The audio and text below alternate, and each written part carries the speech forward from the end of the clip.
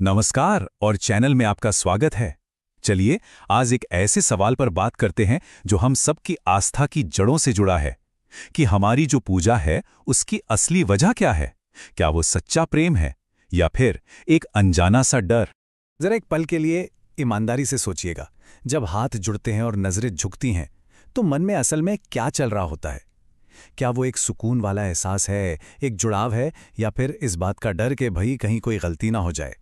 हमें अक्सर बचपन से सिखाया जाता है ना, कि देखो ये नियम नहीं माना तो भगवान नाराज हो जाएंगे, या अरे मंत्र गलत पढ़ दिया तो कुछ बुरा हो जाएगा। पर जरा सोचिए, क्या हम सच में उस शक्ति से कोई सौदा कर सकते हैं जो पूरी कायनात चला रही है? ये सवाल सिर्फ हमारी पूजा का नहीं है, ये सवाल ईश्वर के साथ हमारे रिश्ते का है।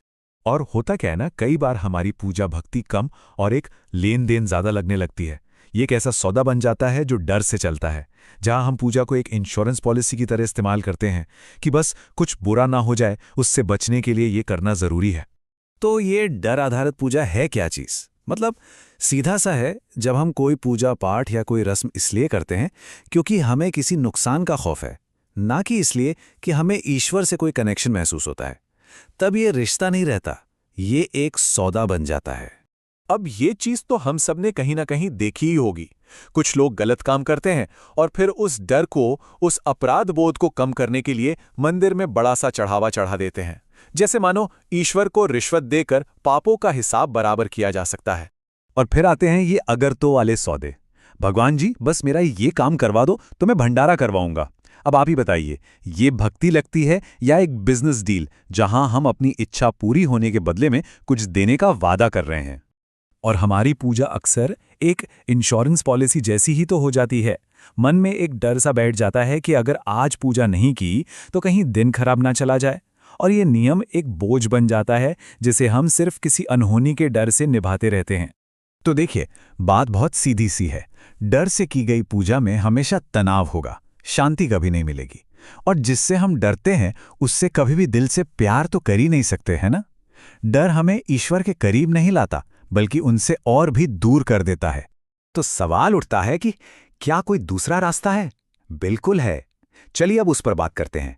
क्या हो अगर हमारी पूजा डर पर नहीं बल्कि एक गहरे प्यार भरे रिश्ते पर टिकी हो, जहां ईश्वर कोई सजा देने वाले जज नहीं बल्कि हमारे सबसे करीबी दोस्त हों। इन दोनों रास्तों में जमीन आसमान का फर्क है। आप देखिए, एक तरफ है डर, जहां सब कुछ एक लेन देन है, नियम है, बोझ है, और दूसरी तरफ है प्रेम, जहां एक रिश्ता है, एक दोस्त है, एक गहरी भावना है और आज़ादी है। ये एक डरावने जज से एक प्यारे दोस्त की ओर बढ़ने जैसा सफ़र है। एक बहुत पुरानी और सच्ची कहावत तो हम सब ने सुनी है, भाव के भूखे हैं भगवान। ईश्वर को हमारे सोने चांदी या महंगे चढ़ावे की कोई जरूरत नहीं है। सच में अगर मन में सच्ची भावना है, सच्चा प्रेम है, तो एक बूंद जल भी अमृत के बराबर है। आपका भाव ही सबसे बड़ा चढ़ावा है। और हमारा इतिहास तो ऐसे उदाहरणों से भरा पड़ा है। सोचिए मीराबाई के बारे में, जिन्होंने जहर का प्याला भी मुस्कुराते हुए पी लिया। हनुमान जी, जिन्होंने अपना सीना चीर कर दिखा दिया कि उनके दिल में कौन बसा है। और कबीर, जिन्होंने बड़ी बड़ी किताबों को छोड़कर बस दिल से जुड़ने का एक सीधा सा रास्ता दिखाया। ये डर नहीं था, ये अटूट निडर प्रेम था। तो ठीक है, ये सब तो समझ आ गया, पर करें क्या? इस डर के दायरे से बाहर निकलें कैसे? अपनी पूजा को एक डर से प्रेम की यात्रा में कैसे बदलें? ये उतना मुश्किल नहीं है जितना लगता है। चलिए कुछ आसान तरीकों पर नजर डालते हैं।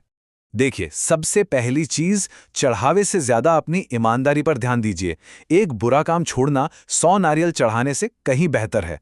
दूसरा, सिर्फ रटे रटाए मंत्रों को दोहराने के बजाय दिल से बात कीजिए, जैसे किसी अपने दोस्त से करते हैं। तीसरा, शिकायतों की लिस्ट लेकर मत जाइए, शुक्राना कीजिए, जो मिला है उसके लिए आभार जताइए। और चौथा, मौन को अपनाइए। कुछ पल बस शांति से बैठिए, बिना कुछ मांगे, सिर्फ उस जुड़ाव को महसूस करने की कोशिश कीजिए।